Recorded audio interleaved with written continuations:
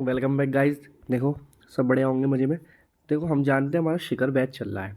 शिखर batch आपका free of cost है, बिल्कुल कि यहीं से एग्ज़ाम निकलने वाला है, यहीं से तैयारी करनी है। एफ कैट हो, एसएससी का कोई सा भी एग्ज़ाम हो जहाँ आपकी रीजनिंग आती है। तो आज हमारा टॉपिक है कोडिंग एंड डिकोडिंग। अगर इससे पहले हम बात करें तो हम जानते हैं हम डो सिचुएशन कंप्लीट कर चुके हैं और बहुत बढ़िया तरीके से उसको हम कंप्लीट कर चुके हैं। देखो, कोडिंग डिकोडिंग को मैं किस तरीके से समझाने वाला हूँ। सबसे पहले टेबल समझेंगे और इस टेबल को मैं आपको ट्रिक से याद कराने वाला हूँ। ठीक है, उसके बाद मैं आपको कोडिंग डिकोडिंग जो है वो आपको कराऊंगा किस पैटर्न से पे आता है। मोस्ट प्रोबेबली जितने भी पैटर्न है उन सबको कवर करने की मैं कोशिश करूंगा कि addition, subtraction, coding, numbering, alphabetical, किस तरीके से कोडिंग होती है। हम टॉपिक नहीं, हम टाइप वाइज इसको कवर करने वाले हैं। देखो, सबसे पहला आता है टेबल। अभी टेबल क्या है और क्यों ज़रूरी है ये जानना भी ज़रूरी है। तो टॉपिक हम समझ गए, हमारा कोडिंग एंड डिकोडिंग टॉपिक है। और ये टेबल होती है। टेबल का मतलब होता है हमें अल्फ़ाबेट याद करने। हम जानते हैं कि इंग्लिश हमारे पूरे, अगर हम बात करें ABCD में, तो उनके 26 होते हैं। तो इन 26 को याद करना होता है। किस तरीके से याद करना है वो हमारे लिए ज़रूरी है एग्ज़ाम के लिए। हमेशा याद रखना, सबसे पहला मेरा सबसे पहला फंडा ये है कि अगर एग्ज़ाम देने जा रहे हो, मैं कह रहा हूँ कितना भी याद हो, रफ शीट मिलती है, उस रफ शीट में इसी फॉर्मेट में ABCD को लिख लो। यानी कि A से लेके M तक एक लाइन में लिख दो, फिर उसके बाद N से लेके Z तक एक लाइन में लिख दो। इसका मतलब है कि अब ये जो लेटर्स आएंगे ये सब तुम्हारे होंगे अपोजिट लेटर। यानी कि A का Z होता है, B का Y होता है। अपोजिट लेटर का मतलब होता है कि ये है और ये है, इन दोनों को नंबरिंग को जो मैं ऐड करूँ तो मेरा 27 बने। किसी भी नंबर को आप ये ऐड करेंगे 27 बनेगा। देखो, 1 और 26 हम जानते हैं 27 हो जाएगा। 2 और 25 करोगे 27 हो जाएगा। 13 और 14 को ऐड करोगे तो भी 27 हो जाएगा। यानी कि किसका लेटर कौन सा अपोजिट होगा वो तभी हो सकता है जब दोनों का सम 27 बन रहा हो। ये तो समझ लिया हमने बेसिक मेथड, बट हमें इस चीज़ से मतलब नहीं है। हमें याद होना चाहिए कि किसको क्या कहेंगे, किसका क्या है। नंबरिंग देखो याद करनी पड़ेगी, जब 2-3 बार प्रैक्टिस करोगे तो माइंड में याद हो जाएगा। अब मेरा जो फंडा है इस टेबल को याद करने का, वो ट्रिक मैंने बना रखी है। वो ट्रिक मैं आपके साथ अब शेयर करने जा रहा हूँ। उसको थोड़ा ध्यान से समझना, एक स्टोरी की फॉर्मेट में है, एकदम याद हो जाएगी। क्या है? एक आज़ाद बॉय है। पहले कहानी सुन लो, फिर मैं इसको बता दूंगा किस तरीके से पेयरिंग करनी है। कि मेरा एक आज़ाद बॉय है, ठीक है, जो CX ड्रोर से, ठीक है, CX ड्रोल से इलेक्ट्रिक व्हीकल जो है उसका UFO, उससे वो GT रोड गया। ठीक है, क्या? एक आज़ाद बॉय है जो CX ड्रोर से अपना इलेक्ट्रिक UFO लेके, है ना, इलेक्ट्रिक व्हीकल जो उसका UFO है उसको लेके GT रोड गया। उसके बाद वहाँ से वो हॉर्स लेकर, आइसक्रीम और रोज़ लेकर, हॉर्स लेकर और आइसक्रीम रोज़ लेकर या खरीद कर अपनी जापानी क्वीन के पास गया। किस लिए? को प्रपोज करने। किस तरीके से प्रपोज किया? लव मैं तेरा, ठीक है, लव में तेरा, लव में तेरा नैना, ठीक है, लव में तेरे मिले तेरे मेरे नैना, ठीक है, लब में मिले तेरे मेरे नैना, ठीक है, तेरे मेरे, मेरे नैना, मेरे नैना, ठीक है। अब दोबारा समझो एक बार स्टोरी। और क्या है? स्टोरी है कि एक आज़ाद नाम का हमारा बॉय है जो CX ड्रोर से अपना इलेक्ट्रिक व्हीकल जो उसका UFO है उसको लेकर GT रोड चला गया। उसके बाद वहाँ से वो हॉर्स लेकर और आइसक्रीम रोज खरीद कर अपनी जापानी क्वीन को प्रपोज करने गया। ठीक है, अपनी अपनी जापानी क्वीन को प्रपोज करने गया। अब प्रपोज किस तरीके से किया? लव में तेरा, या कह सकते हो लव में मिले तेरे मेरे नैना, लव में मिले तेरे मेरे नैना, ठीक है। अब समझो, आज़ाद बॉय से याद रखो A और Z अपोजिट है। आज़ाद बॉय से आप याद रखेंगे B और Y अपोजिट है। CX ड्रोल बोला तो CX यानी कि C का अपोजिट है X, और ड्रोल से समझेंगे आप D और W, और इलेक्ट्रिक व्हीकल से E का अपोजिट V, और UFO की बात करते हैं तो U और F, ठीक है। GT रोड तो आप समझ ही गए होंगे GT, और हॉर्स से समझेंगे H और S, आइसक्रीम और रोज़ यानी कि I और R, जापानी क्वीन से आप समझेंगे J एंड Q, को का समझेंगे आप को प्रपोज करने गया यानी कि K और P, लव, तो लव हो गया हमारा LOV। लव में मिले तेरे मेरे नैना, तेरे मेरे, मेरे नैना, मेरे नैना, ठीक है, M और N। उम्मीद करता हूँ ट्रिक अच्छी लगी होगी, थोड़ी हंसी वाली भी है, बढ़िया भी है, लेकिन इसी तरीके से कर सकते हैं क्योंकि ये ट्रिक बनाई है माइंडसेट ऑफ स्टूडेंट की। ये लड़की हो या लड़का, कोई भी जो भी इसकी तैयारी कर रहा है उसको इस स्टोरी में मज़ा आए और उसको ये अच्छे से याद हो जाए, क्योंकि ऊट पटांग चीज़ें हमें जल्दी याद होती है। ठीक है, तो ये ट्रिक हो गई। अब इनकी नंबर की बात करो, देखो कुछ नंबर्स हैं जो आपको इजीली आइडेंटिफाई हो जाएंगे। जैसे मैंने बोला था एम का मेरे तेरे नैना, है ना, लब में मिले तेरे मेरे नैना, तो मेरे मेरे तेरे, मेरे तेरे कर लो या मैं तेरा कर लो तो तेरह हो जाता है। के की बात करें तो हम जानते हैं केल्विन स्केल आता है, तो हमारा K11 हो जाता है। जी के अंदर छुपा हुआ होता है हमारा खुद, आई हमारा 9 होता है आई। ठीक है, इसी तरीके से बहुत सारे लेटर्स जैसे B2 है ना, 4D, तो 4 और D, इस तरीके कुछ है जो आप याद सकते हैं। T20 होता है तो T20, इस तरीके से आप याद कर सकते हैं। बट यही जब आप इसको एक बार याद करेंगे तो इजीली याद हो जाएगा। नंबरिंग की बात करें तो यहाँ इजीली नंबरिंग लिखी हुई है, आप इसको नंबरिंग को यहाँ से याद कर सकते हैं। अब समझो क्वेश्चन को करने से पहले कि क्वेश्चन में कितने तरीके के पैटर्न होते हैं, किस तरीके से पैटर्न होते हैं। अगर हम बात करें कि हमारे कोडिंग और डिकोडिंग में कितने पैटर्न्स होते हैं, तो बहुत सारे पैटर्न्स होते हैं क्वेश्चन को समझने के कि किस क्वेश्चन में किस तरीके से अप्लाइमेंट होगा। देखो अगर हम कुछ फ्यू की बात करें कि कौन कौन से पैटर्न होते हैं, तो याद रखेंगे किसी में हमारा एडिशन अप्लाई होता है, किसी में हमारा सब्ट्रैक्शन अप्लाई होता है, किसी में इनका कॉम्बिनेशन अप्लाई होता है। क्या समझे, किसी टाइप में खाली एडिशन हो रहा होता है किसी भी एक अल्फ़ाबेट का, पर्टिकुलर नंबर्स का या डिफरेंट डिफरेंट नंबर्स का, वो हम क्वेश्चन जब समझते हैं उसमें हमें पता चलता है। किसी में सब्ट्रैक्शन हो रहा होता है, किसी में इन दोनों का कॉम्बिनेशन हो रहा होता है, यानी कि किसी डिजिट में एडिशन, किसी डिजिट में सब्ट्रैक्शन। ठीक है, कुछ होते हैं हमारे इंटरचेंज वैल्यू वाले, ठीक है, कुछ होते हैं इंटरचेंज वैल्यू वाले, कुछ आपके होते हैं रिवर्स वैल्यू वाले क्वेश्चन में, डिकोडिंग में।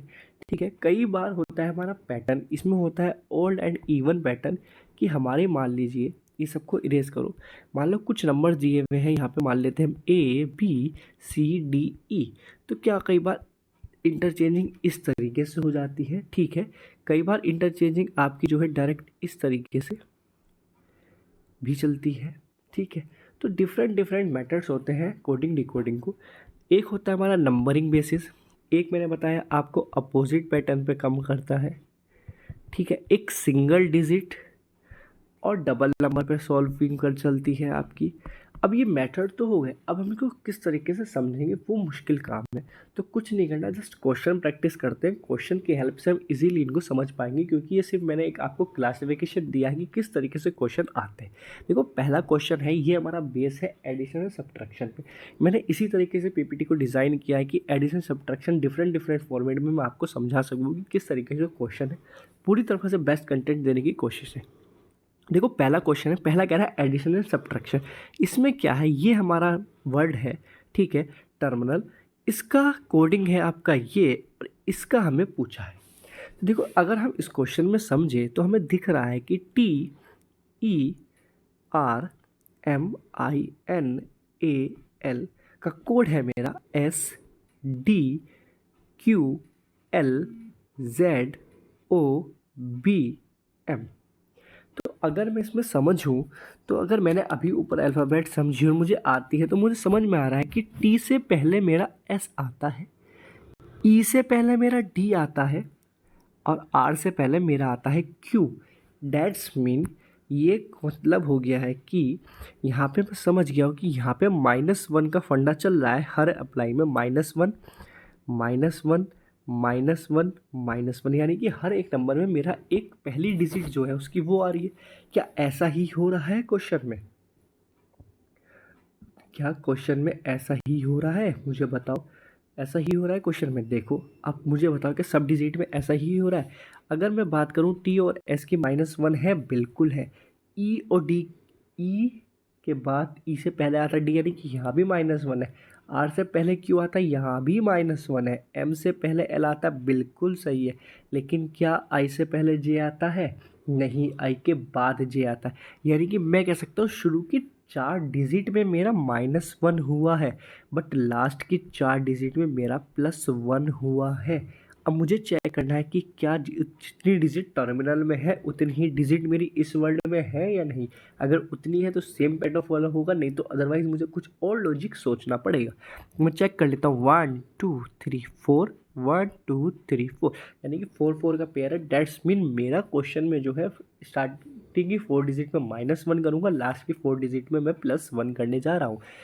अब क्या करना है, मुझे क्विक सॉल्व करना है। तो मैं क्या करूँगा, मैं ऑप्शन पे देखूंगा कि लास्ट में डी डी और एफ एफ है, तो मैं लास्ट के डिजिट को चेक कर लेता हूँ। मेरे 2 ऑप्शन एलिमिनेट हो जाएंगे देखते के साथ ही। देखो ई है लास्ट में, मुझे ऐड करना है, यानी कि ये दोनों ऑप्शन तो मेरे हो ही नहीं सकते, या तो ये होगा या ये होगा। अब मैं चेक कर पा रहा हूँ कि लास्ट की 4 डिजिट सेम है, यानी कि मुझे +1 करना ही नहीं है अब क्वेश्चन में। मैं तो आगे की सिर्फ पहली डिजिट देख लेता हूँ, उसी से मेरा आंसर आ जाएगा। सी में मुझे करना पड़ेगा -1, तो बस मेरा आंसर हो गया बी वाला। डी वाला मतलब ही नहीं, मुझे आगे चेक ही नहीं करनी। भाई जब मेरी 4 डिजिट सेम है तो मैं क्यों अपना टाइम वेस्ट करूँगा, यहाँ पे मुझे करना ही नहीं है। मैं तो वो ढूंढूंगा जिस ऑप्शन से मुझे जल्दी से जल्दी मेरा आंसर मिल जाए। ऑप्शन ए हो जाता है मेरा राइट आंसर। ये कौन सा पैटर्न था, ये था हमारा एडिशन एंड सब्ट्रैक्शन पे। अब मूव करते हैं हम नेक्स्ट क्वेश्चन पे। सेशन अच्छा लगा हो, ट्रिक अच्छी लगी हो, समझ में आ रहा हो कंटेंट का बेस किस तरीके से है, तो लाइक सब्सक्राइब करना मत भूलना। चलो देखो नेक्स्ट क्वेश्चन पे जाते हैं। अब एक क्वेश्चन ये कह रहा है कि लेबर मेरा वर्ड है और इसका ये बना दिया है, तो किस तरीके से मैं इसको चेक करूँ कि ये इसका है या नहीं।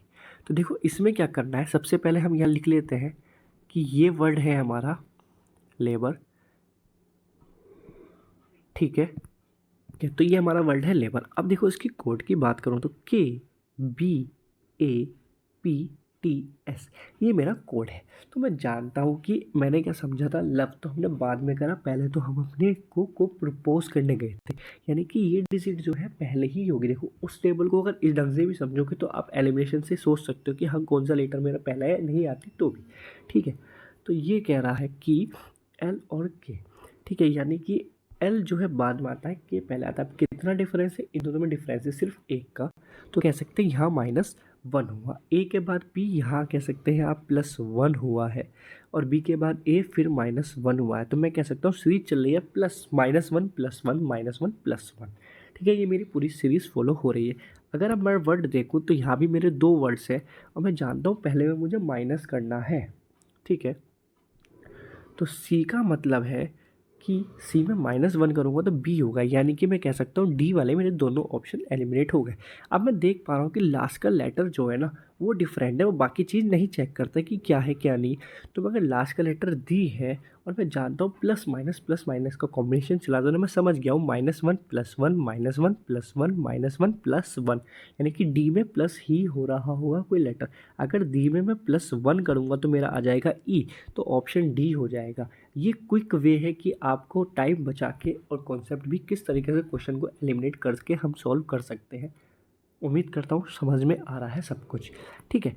अब देखो नेक्स्ट क्वेश्चन की बात करूँ तो नेक्स्ट देखो एडिशन सब्ट्रैक्शन पे इसी तरीके से वे चलेंगे, किसी में 3 होंगे, किसी में 2 का कॉम्बिनेशन होगा, और हम प्रैक्टिस करते रहेंगे जब और क्वेश्चन करेंगे। अभी हमारा मेन टारगेट है कि हम सारे टाइप ज़्यादा से ज़्यादा कवर करने की कोशिश करें। क्वेश्चन प्रैक्टिस हम करते रहेंगे। अगर हम इस क्वेश्चन की बात करें तो ये है हमारा नंबरिंग वाला सिस्टम, ठीक है। तो मेरा वर्ड है ब्रेक। ब्रेक को इन्होंने अरेंज किया है किसी पैटर्न में। अब हमें इसे समझना है कि किस तरीके से मिलेंगे, ठीक है। तो हम इसको समझते हैं। अगर मैं लिख दूँ यहाँ ब्रेक और इसकी लेटरिंग करूँ तो यहाँ 5 1 3 4 2 है, तो क्या मुझे कुछ समझ पा रहा हूँ कि भाई ये नंबरिंग क्या है क्या नहीं। मैं ये तो जानता हूँ कि बी की 2 है, लेकिन 2 तो लास्ट में लिखा है। चलो ठीक है, ये तो मैं समझ गया, लेकिन अब ये 5 1 ऐसे करके है, वो भी मुझे कुछ समझ नहीं पा रहा हूँ कि मैं किस ढंग से लिखे हुए हैं। हाँ मैं इतना भी समझता हूँ कि ई की जो वैल्यू है वो 5 है ना। भाई मैं इतना भी समझ पा रहा हूँ कि ई की वैल्यू भी 5 है, लेकिन 5 भी मेरा अलग जगह लिखा है। तो मैं नहीं समझ पा रहा कि किस तरीके से नंबरिंग इनकी लिखी हुई है या किस तरीके से नहीं, ठीक है। लेकिन अभी मैं एक चीज़ भूल गया कि यहाँ पे काइट भी लिखा हुआ है और उसकी भी कुछ कोडिंग दी हुई है। अगर मैं यहाँ देखूँ कि कोई भी क्या वर्ड इन दोनों में कॉमन है, हाँ है। क्या है, ई कॉमन है। अगर मैं ई की वैल्यू चेक करूँ तो इसके अकॉर्डिंग 3 है और इसके अकॉर्डिंग भी 3 ही है। डैट्स मीन मुझे यहाँ सिर्फ अल्फ़ाबेट उठाने हैं। क्वेश्चन मेरे से RIB का पूछा है, ठीक है। तो यानी कि मुझे इन क्वेश्चन में से सिर्फ इसकी वैल्यू उठानी है। सबसे पहले मैं ये चेक लूँगा कि कॉम्बिनेशन है, नहीं है तो बस सीधा इनकी वैल्यू उठाऊंगा इससे, यानी कि आर में क्या है 1, आई की वैल्यू क्या है 7, ठीक है, लास्ट का लेटर क्या है बी, बी की वैल्यू क्या है मेरी 5, यानी कि 175 होगा मेरा राइट आंसर। ये होता है डायरेक्ट क्वेश्चन में से ही आंसर उठा लेना। ठीक है, अब देखो नेक्स्ट क्वेश्चन की बात करता हूँ। ये भी कोडिंग है। ठीक है, इसमें क्या है, स्प्रिंग वर्ड दिया हुआ है, उसकी एक कोडिंग है। गोंड वर्ड दिया हुआ है, उसकी भी कोडिंग है। यानी कि अब मैं देख लेता हूँ इसमें क्या किसी लेटर का कॉम्बिनेशन सेम है, जी है। जी की वैल्यू मेरे अकॉर्डिंग है क्वेश्चन मार्क, क्या इसमें क्या है, इसमें भी क्वेश्चन मार्क, यानी कि बिल्कुल इसमें से भी बस मुझे वैल्यूज उठानी है। अगर देखो मैं एस की, तो एस की मैं जानता हूँ मेरे अकॉर्डिंग हैश, तो बाकी ऑप्शन तो एलिमिनेट हो गए इसको ही देखते के साथ ही। ठीक है, बट मान लो किसी और में भी होता तो आई का क्या है मेरा थर्ड लेटर है लास्ट से, यानी कि डॉलर होगा भाई। आई, हाँ, जो है मेरा लास्ट का 3 लेटर है GNI, तो मेरा होगा डॉलर। जी की वैल्यू बात करूँगा तो जी होगा मेरा इक्वल, और मैं एन की बात करता हूँ तो मेरा एन है इसमें 4। ठीक है, एन है इसमें मेरा 4।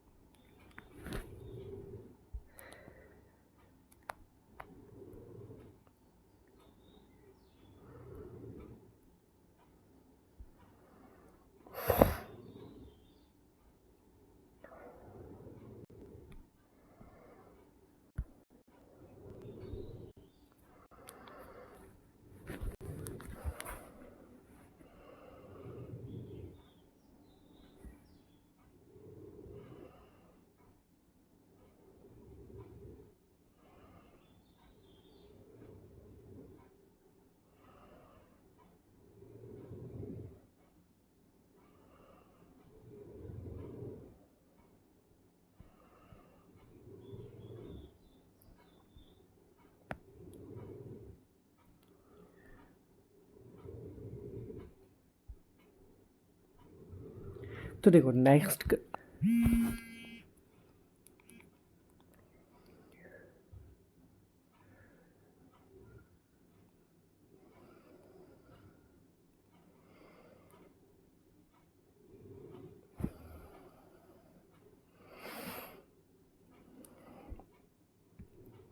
ठीक है।